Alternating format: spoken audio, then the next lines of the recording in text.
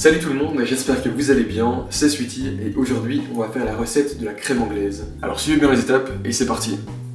Pour la crème anglaise, on aura besoin de 100 g de lait, 100 g de crème, 40 g de jaune d'œuf et 30 g de sucre. On peut éventuellement y ajouter de la vanille ou un autre aromate. Ce qu'on fait en premier lieu, c'est chauffer les liquides, le lait et la crème dans un poêlon avec les aromates pour infusion. En parallèle, on mélange les jaunes et le sucre dans un bol avec un fouet. Il faut vite mélanger après l'ajout du sucre pour ne pas brûler les jaunes d'œuf. Il faut que le mélange soit bien homogène, donc mélangez bien, mais pas besoin de faire mousser.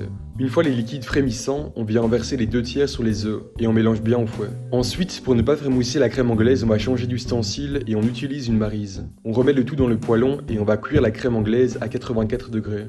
Il ne faut surtout pas dépasser cette température où les jaunes vont cuire et la crème anglaise sera ratée.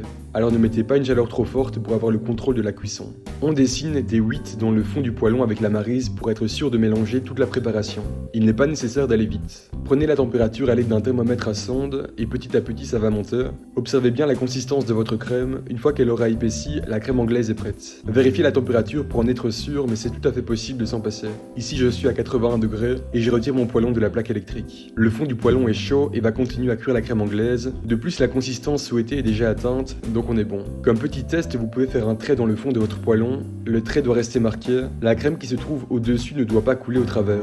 Ici, on a la bonne consistance. La crème anglaise est prête. On l'utilise pour la suite de la recette. Que ce soit une ganache au chocolat comme je fais ici pour une tarte au chocolat, bavaroise, crème glacée ou autre. Si vous voulez la conserver telle quelle, mettez-la en bouteille au frigo. La recette de la tarte au chocolat arrive très prochainement sur la chaîne.